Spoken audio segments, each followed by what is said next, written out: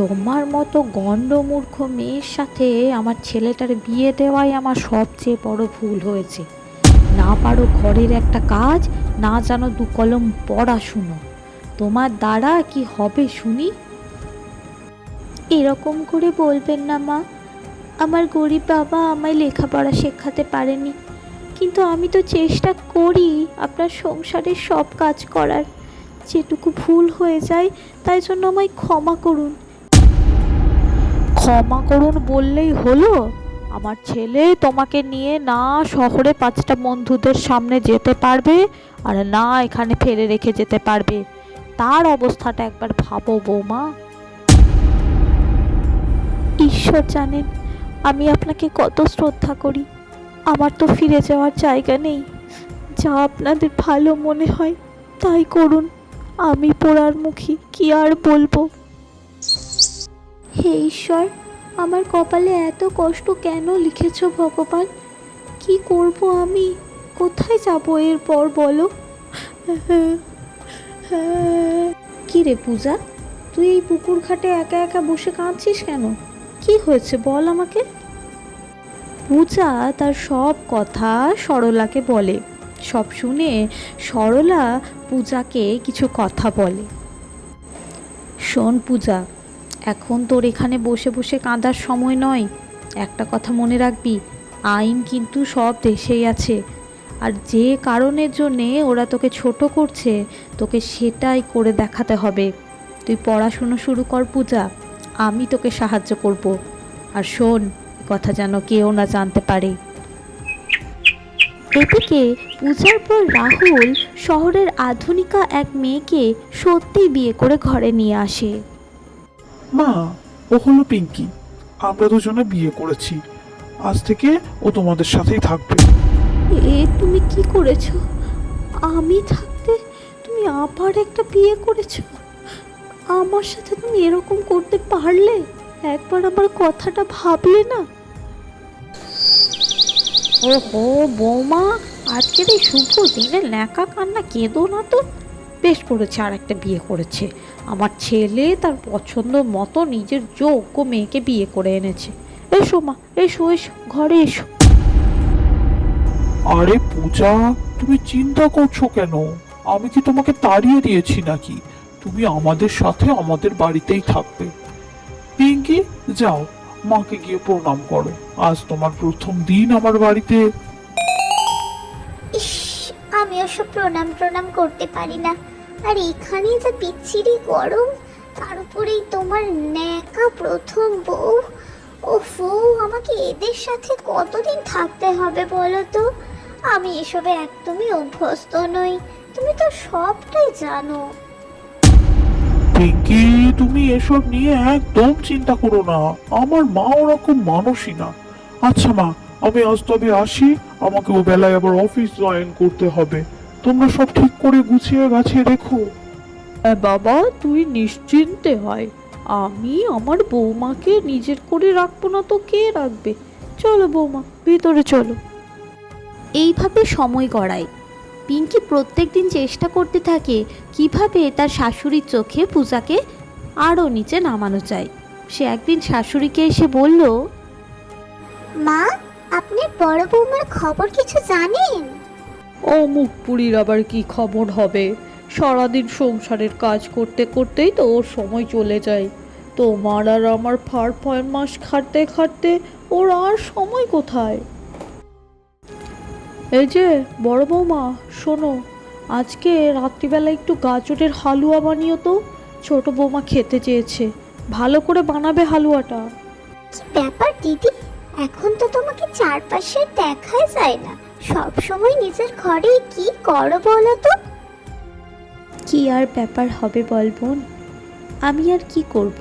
সারাদিন সংসারের কাজ করতে করতেই আমার সময় চলে যায়। আর কিছু না রে। এদিকে পূজা নিজের ঘরে লুকিয়ে লুকিয়ে পড়াশুনো শুরু করে। সরলার সাহায্যে সে বই খাতা সব কিছুই জোগাড় করে ফেলে। এদিকে এই ঘটনার কিছুটা আভাস পিঙ্কি পেয়ে যায়।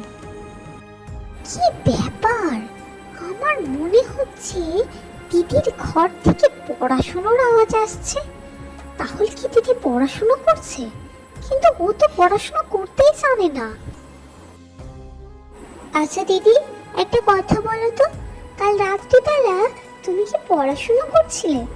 আমার মনে হলো যেন আমি সেরকমই কিছু একটা শুনলাম। কি বলছিস ছোট? আমি যদি পড়াশুনোয় জানবো তাহলে কি আমার স্বামী আর একটা বিয়ে করে আনতো? এভাবে কি আমার কপাল পুড়তো? না রে, ওসব আমি জানি না। সময় তাদের শাশুড়ি মা তাদের কাছে এসে বলেন যে তার শরীরটা খুবই খারাপ, তাকে একটু হাসপাতালে নিয়ে যাওয়ার কথা। কিন্তু এসব শুনে পিঙ্কি বলে, আজকে আমাকে একটু শহরে যেতে হবে মা, আর তাছাড়া এই গ্রামের নোংরা হাসপাতালে আমি একেবারেই যেতে পারবো না। আপনি বরং আপনার বড় বৌমার সাথে চলে যান। এ কথা শুনে তার শাশুড়িমার মাথায় আকাশ ভেঙে পড়ে। যাকে তিনি এত পছন্দ করেন সেই পুত্রবধূ শেষে এই করলো। মা, চলুন মা, আমি আপনাকে নিয়ে হাসপাতালে যাচ্ছি, কোনো অসুবিধে নেই। আমি একটু একটু পড়াশুনো শিখেছি, যা জানি তাতে আপনার চিকিৎসা আমি ঠিক করাতে পারবো, চলুন। মায়ের অসুস্থতার খবর পেয়ে রাহুল সেদিনই গ্রামে ফিরে আসে। সে এসে পূজাকে ধন্যবাদ দেয় ঠিক সময় তার মাকে নিয়ে হাসপাতালে যাওয়ার জন্য। সত্যি পূজা, তোমাকে অনেক ধন্যবাদ।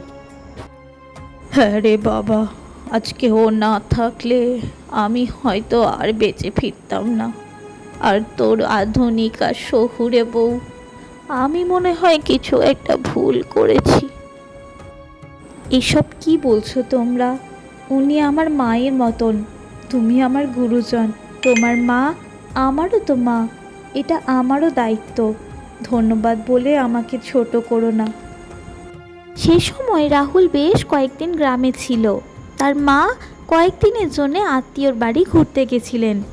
একদিন সকালে খুব চিন্তিত হয়ে রাহুল পূজাকে জিজ্ঞাসা করে যে তার ব্যাগে কিছু টাকা এবং সোনা রাখা ছিল, যেগুলো সে খুঁজে পাচ্ছে না। পূজা সে ব্যাপারে কিছু জানে কি না। ঠিক তখনই পিঙ্কি এসে বলে যে জিজ্ঞাসা করার কিছু নেই, টাকার গয়নাগুলো ওই সরিয়েছে। আমি তো অনেক রাত পর্যন্ত ওর ঘরে আলো জ্বলতে দেখি, আমি জিজ্ঞাসা করেছি অনেকবার। দাঁড়াও পিঙ্কি, আসল চোর যে কে সেটা এক্ষুনি ধরা পড়বে। রোজ রাতে শুধু তুমি জেগে থাকো সেটাও নয়, একটু অপেক্ষা করো, পুলিশ এক্ষুনি এসে যাবে। ঠিক তখনই সেখানে একজন পুলিশ এবং কনস্টেবল এসে হাজির হয়। এই সমস্ত ঘটনা পূজা আগের থেকেই জানতো, সেই কারণেই সে পুলিশকে খবর দিয়েছিল। সব কিছু শুনে পুলিশ জানায় যে গয়নাগুলো তারা একটু খুঁজে দেখতে চায়। হ্যাঁ স্যার, আপনি একটু তদন্ত করে দেখুন, আমাদের বাড়ির থেকে গয়নাগুলো এখনও বাইরে যায়নি, আমি নিশ্চিত হয়ে আপনাকে বলতে পারি। এদিকে সমস্ত ঘটনা দেখে রাহুল হতভম্ব হয়ে যায় আর পিঙ্কির মুখে ঘাম জমতে থাকে। আসলে এই সমস্ত কিছু তারই করা। অবশেষে বাড়ি সার্চ করে পিঙ্কির ব্যাগ থেকে গয়না এবং টাকা পাওয়া যায়। আসলে সে একজন দাগী আসামি। এরকম প্রায় আধুনিকা সেজে একে ওকে বিয়ে করে গয়না এবং টাকা হাতিয়ে সে পালিয়ে যায়।